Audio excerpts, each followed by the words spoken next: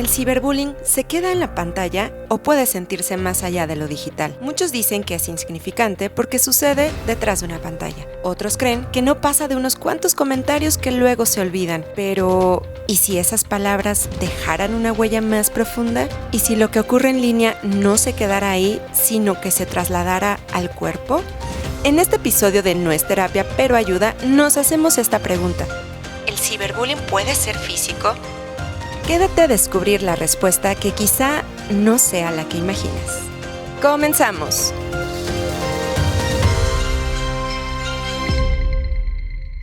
Esta es una conversación real sobre todo lo que está pasando en torno al acoso escolar, porque hablarlo no es terapia, pero ayuda.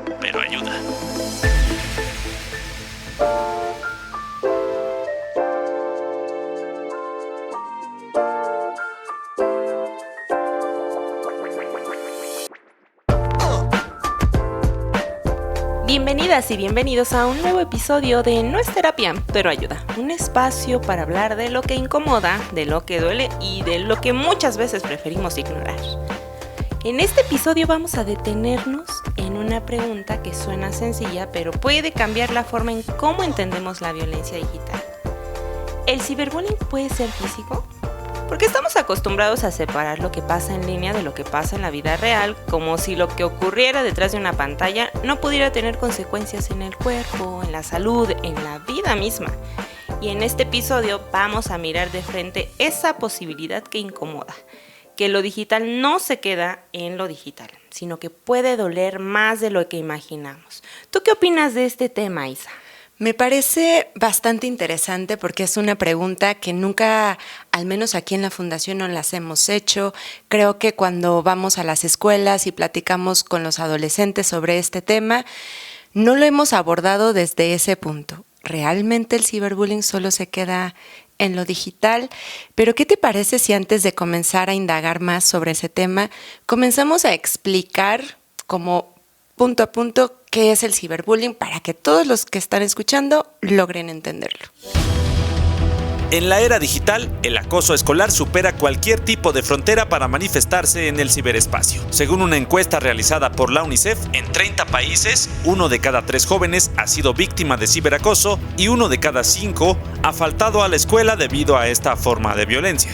Datos del INEGI revelan que en México, 7 de cada 10 adolescentes han sufrido violencia digital, mientras que la UNESCO alertó que solo el 10% de las escuelas en América Latina cuenta con protocolos actualizados para entornos digitales. Este fenómeno no distingue entre naciones desarrolladas o en desarrollo, evidenciando una problemática global que afecta profundamente el bienestar y la educación de niños y adolescentes. Las tendencias actuales en ciberbullying incluyen el aumento de víctimas que no conocen a sus agresores, especialmente entre adolescentes y mujeres. Plataformas como WhatsApp, Instagram y TikTok son los principales canales para el ciberbullying, el cual incluye insultos, suplantación de identidad y la difusión de contenido sexual no deseado, mientras que el ciberacoso a través de funcionalidades como los dúos de TikTok está en completo aumento. El tiempo que los adolescentes pasan en redes sociales ha aumentado de forma significativa en los últimos años. Un estudio de Common Sense Media señala que los adolescentes dedican más de 8 horas diarias a actividades en pantalla.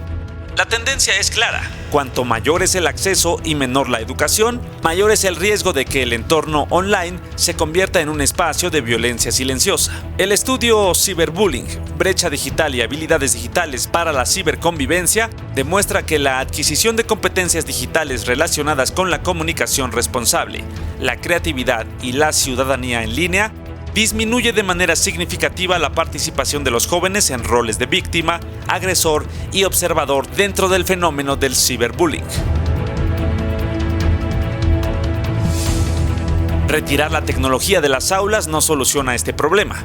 Por el contrario, privar a los jóvenes de una educación consciente y crítica en el uso de entornos digitales los dejará aún más expuestos, sin defensa frente a las dinámicas de odio, exclusión y violencia que proliferan en las redes sociales.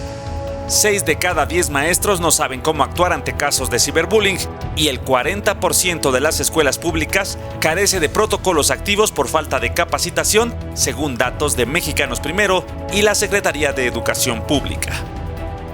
El impacto del ciberbullying se está reflejando directamente en los niveles de ansiedad, autoestima y pérdida de sentido de identidad que tienen hoy nuestros adolescentes y jóvenes.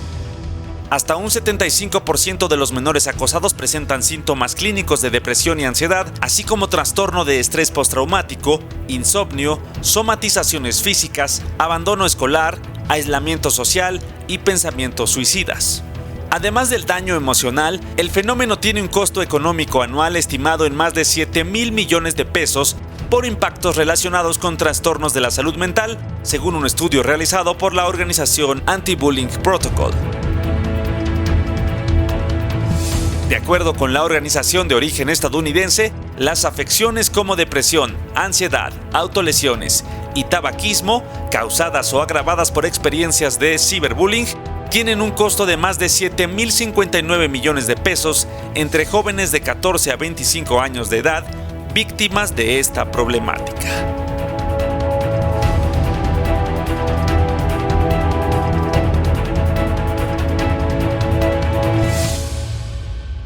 Efectivamente, para poder comprender si el ciberbullying es físico o no, pues hay que empezar desde conocer y entender el concepto. Entonces podemos empezar de forma muy simple. El ciberbullying es el acoso u hostigamiento que se da de forma reiterada a través de redes sociales, pero también de estas otras plataformas que usamos para interactuar. Pueden ser videojuegos, estas donde hacemos videollamadas, toda aquella que nos permita comunicarnos con los demás, pero siempre tiene cargada esta mala intención, porque muchas veces decimos, bueno, es broma, son juegos, pero realmente cuando hacemos un comentario, y lo vemos mucho en redes sociales, ¿no? Como al final solo estamos opinando, lo dejamos como, es la libre expresión, mi derecho a expresarme, pero realmente será un derecho o estamos abusando de este privilegio. Cuando ya empezamos a hacer bromas que lastiman, que hieren y que además tienen la intención de imponer mi punto de vista, podremos estar hablando de ciberbullying, ¿no? Y una característica particular también que tiene el ciberbullying es que es entre menores de edad, es decir, entre estudiantes. Muchas veces cuando sucede el acoso escolar, se puede llegar a trasladar al ámbito virtual o viceversa. Empieza en el ámbito virtual y de ahí trasladarse al mundo físico. Pero aquí lo que vamos a estar hablando es si realmente lo que ocurre detrás de una pantalla no puede doler más que un golpe. ¿Tú qué opinas, Nimsi? A mí me gustaría empezar tu pregunta con un ejemplo básico del día a día. Muchas veces no le damos esa atención al ciberbullying porque creemos que al suceder detrás de una pantalla no pasa nada. Pero empecemos desde nos levantamos, vemos nuestro celular y vemos a lo mejor alguna noticia, una publicación que nos generó angustia, preocupación. Puede ser una noticia sobre un desastre natural, un ataque o agresión hacia un animalito, un perrito, un gato, hacia los adultos mayores, medio ambiente, etc. En automático nuestro cuerpo empieza a percibir sensaciones incómodas. Enojo, frustración, ansiedad y así vamos avanzando en nuestro día a día. Entonces, muchas veces ni siquiera nos damos cuenta de que a lo mejor me siento ansioso por una noticia que vi en la mañana. Y eso que no fue un ataque directo. Entonces, imagínate que esto ya se traduce en ataques directos, donde te están humillando, ofendiendo. Y además recordemos que las redes sociales son mucho de apariencia, de imagen. Y tú subes tu mejor foto, ¿no? La que más te gustó de tantas que pudiste elegir, y justo esta es la que empiezan a hostigar y a molestar. Imagínate que tú, en tu mejor versión, te sientes bien y que otros vengan a decirte, no, te ves mal, te ves ridículo. Y entonces otras personas nos dicen, ignóralo, son solo comentarios de internet. Eso sucede mucho cuando pasa agresiones entre niñas, niños o adolescentes. Como adultos tendemos a decirlo, no pasa nada. ¿Qué es lo que hemos hablado en otros episodios? Minimizamos el impacto que una agresión, aunque no sea física, puede tener en las niñas y en los niños. Entonces, es una buena pregunta esta.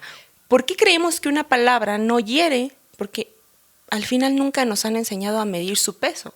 O ¿cómo podemos, Isa, tú que trabajas más directamente con estos menores en situaciones vulnerables, ¿Por qué crees que cuesta trabajo decirles o enseñarles que una palabra tiene mucho valor? Creo que es importante retomar esto que tú estabas diciendo. Si en el mundo físico, en donde tú ves que hay otra persona que te está atacando y como adultos lo minimizamos y decimos, no pasa nada, ignóralo, es solo la edad. Si ya desde ahí estamos haciendo eso, ahora imagínate, pues por supuesto que en el mundo digital, a través de una pantalla, que tú no ves quién es la persona que está atacando y lo único que tú puedes observar son letras, emojis, videos, fotografías, entonces la minimización es todavía doble, triple, o hacemos como si, ay, bueno, pues apaga el celular, apaga la computadora y ya, olvídate de ese mundo. Pero la realidad es que esto no sucede así, porque lo que tú estás leyendo, esos comentarios agresivos que están dañando desde tu aspecto físico, tu forma de ser, de pensar, de sentir, etcétera, es decir, que están atacando a tu persona, van a tener un impacto en ti. Tú lo decías al inicio, sucede algo en el cuerpo.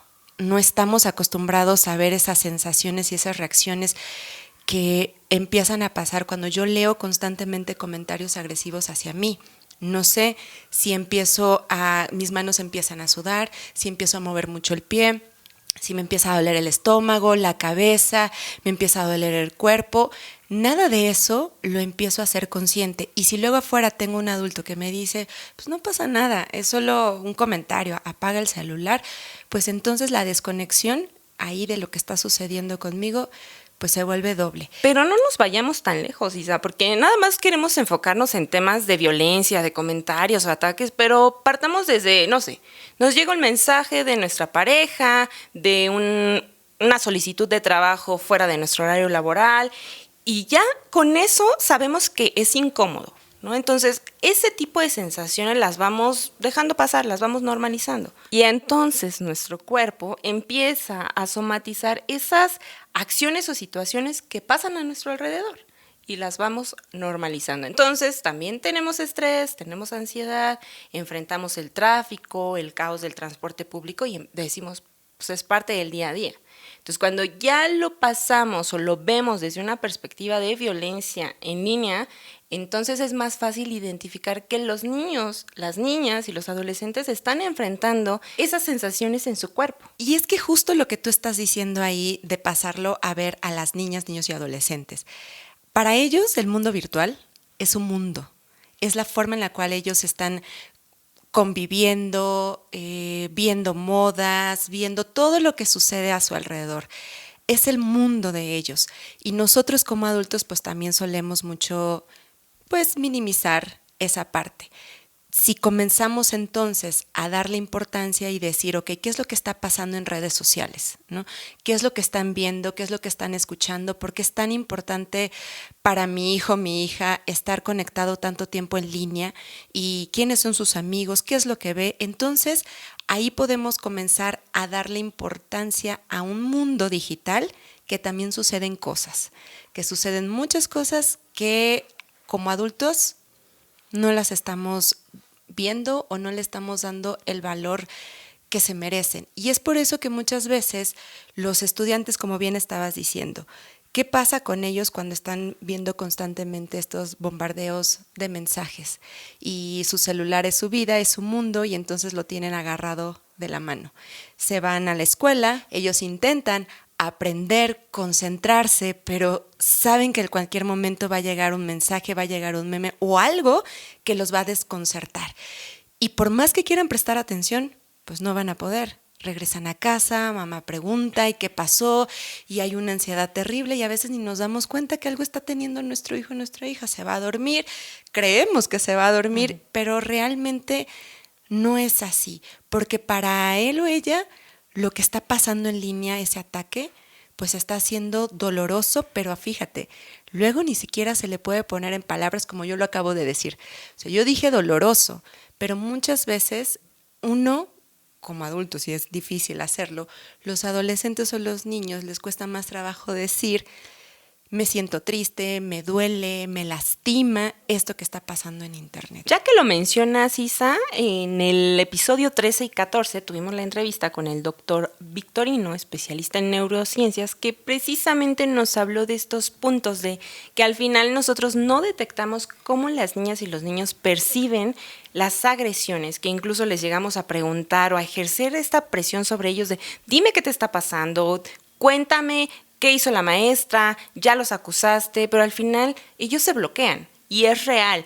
No saben qué decirte, no saben cómo expresarlo porque no les hemos enseñado cómo hacerlo.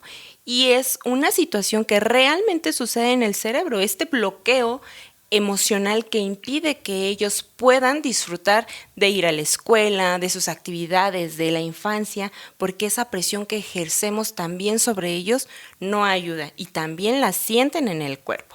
Entonces, imagínate, ¿crees que el cerebro pueda distinguir cuando esta amenaza o estos ataques son físicos o suceden en línea?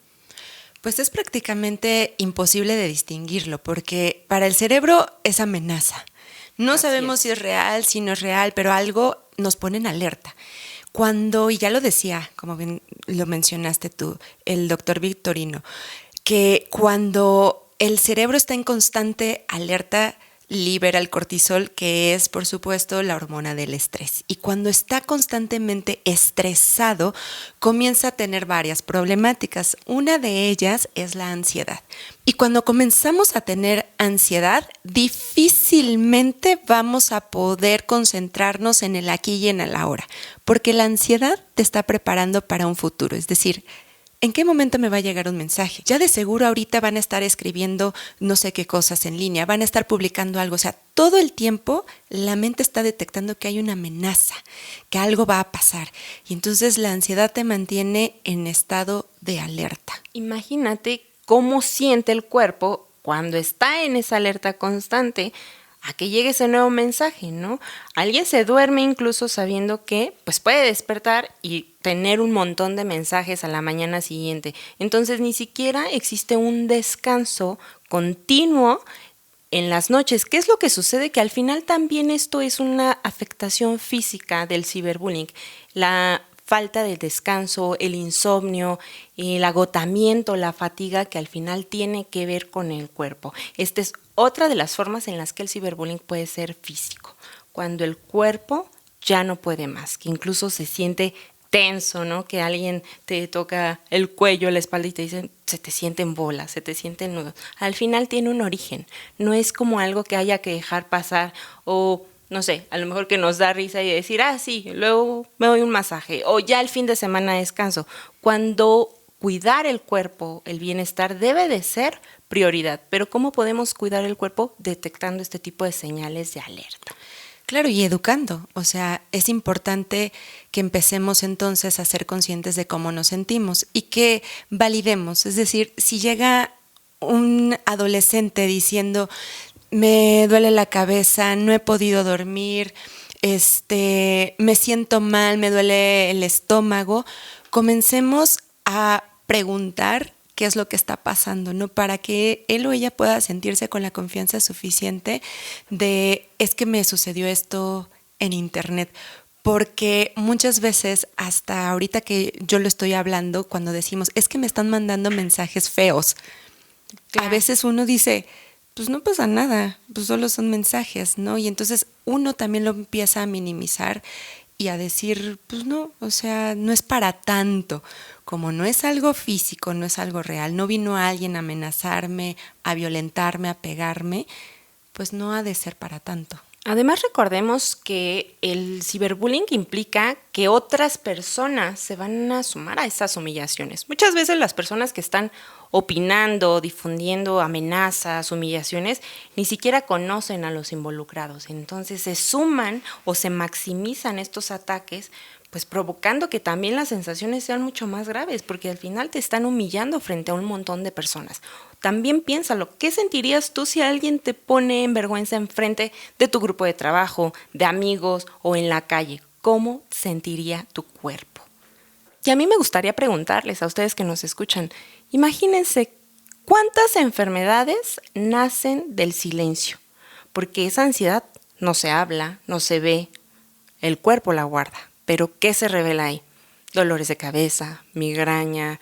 Isa, que tú estás más familiarizada con estos temas del cuerpo, ¿cómo lo somatiza? ¿Qué otras conoces?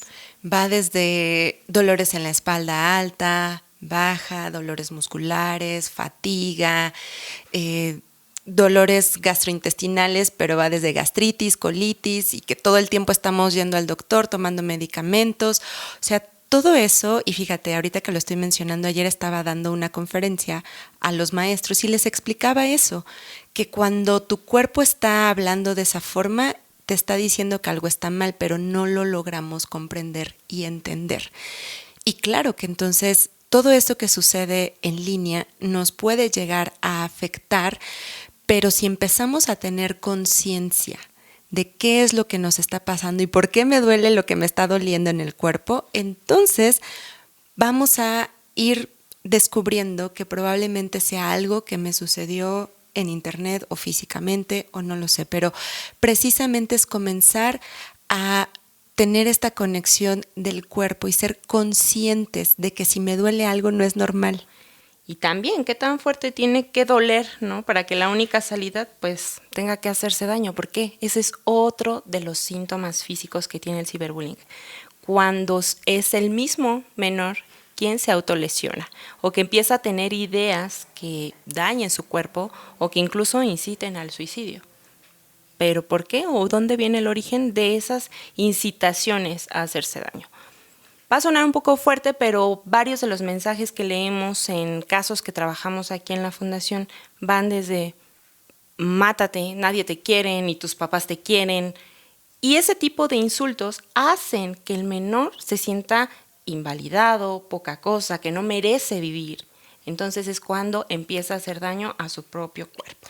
Claro, y te acuerdas que hace muchos años aquí en la fundación hablábamos de un caso que se hizo viral de una chica canadiense, que fue de los primeros que se documentaron en YouTube, que ella no se veía su cara y solamente pasaba tarjetas con mensajes y contando su historia de lo que le había pasado. Y ahí ella hablaba de todos esos mensajes que llegaba a recibir. Se cambió de escuela, se mudó de ciudad y esos mensajes la seguían constantemente hasta que la llevaron al punto del suicidio.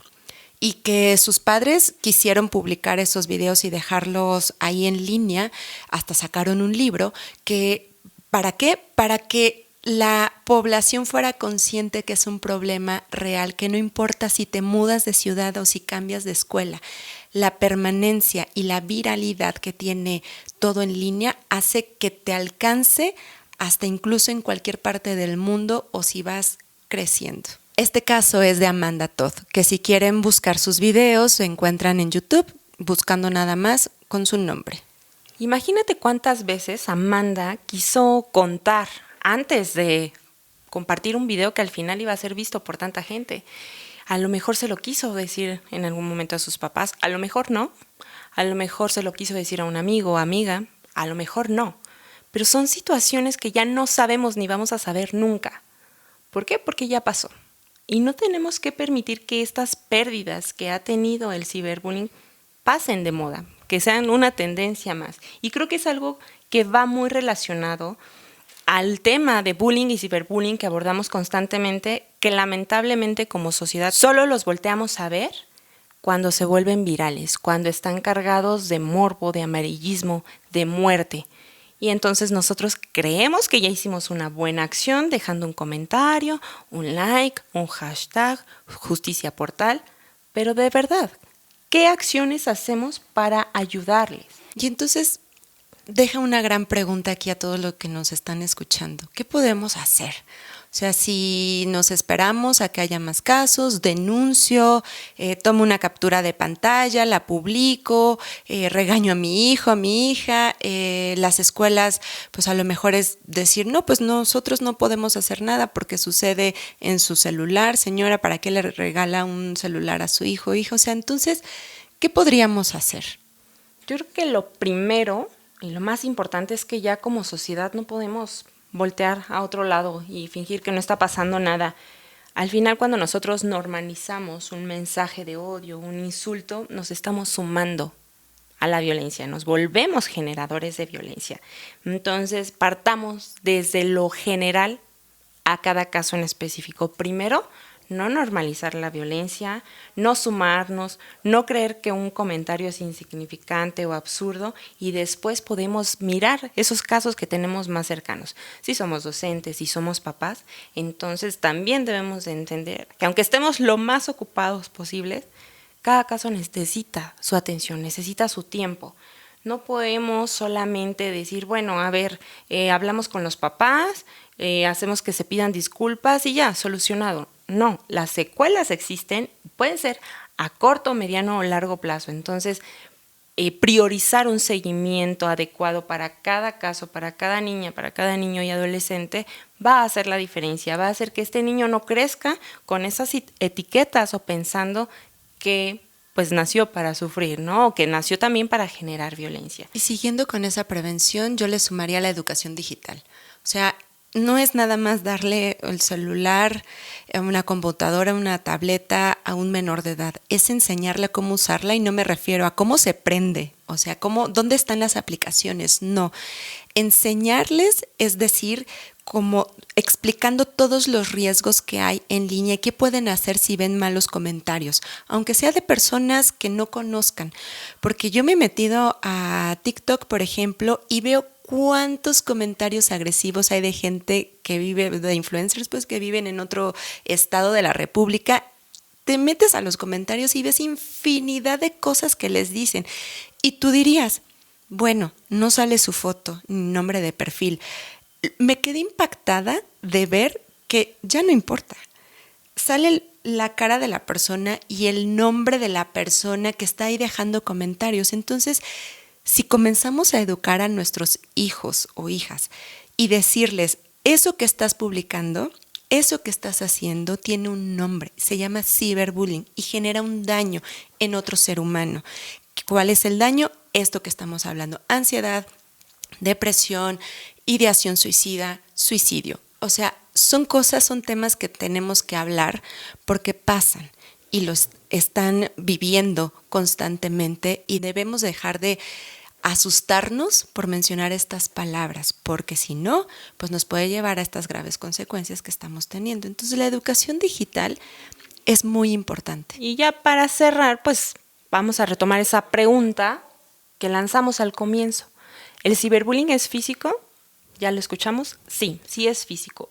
Es físico en los síntomas emocionales que se manifiestan en el cuerpo, como la ansiedad, la depresión, pero también en el insomnio, las dificultades de descanso, los daños gastrointestinales, también la fatiga que siente el cuerpo para continuar o hacer una actividad normal, que implica a lo mejor ni siquiera un cargo de energía mayor, y pues que el niño, la niña o adolescente se autolesione o quite la vida. Entonces sí podemos fomentarlo, y sí también podemos ser generadores de esa violencia.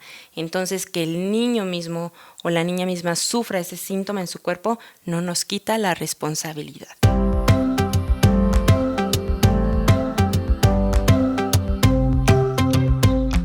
Y si tienen alguna pregunta, algún comentario, algún caso que nos quieran compartir, pues ya saben que están todas nuestras redes sociales para que nos mande todo lo que ustedes consideren necesario. Y si además, después de escuchar este episodio, les generó alguna inquietud, pues pueden, por supuesto, contactarnos. Y pues bueno, este episodio lo quisimos hacer un poco diferente porque queríamos responder esa pregunta que constantemente escuchamos y que también para nosotras generaba algunas dudas. Entonces nos pareció muy importante poder acercarnos a ustedes a responder estas inquietudes que nos han compartido en redes sociales. Y pues bueno, les invitamos a que nos compartan qué les pareció, también si tienen más dudas al respecto, también si consideran que hay otros síntomas físicos que no hemos mencionado del ciberbullying. Todo es bienvenido y lo vamos a estar platicando en los próximos episodios. Porque esto no es terapia, pero ayuda.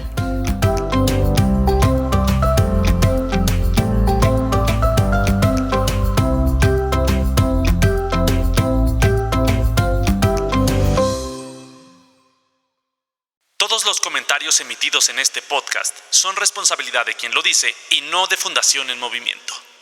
Esta fue una conversación real sobre todo lo que está pasando en torno al acoso escolar, porque hablarlo no es terapia, pero ayuda.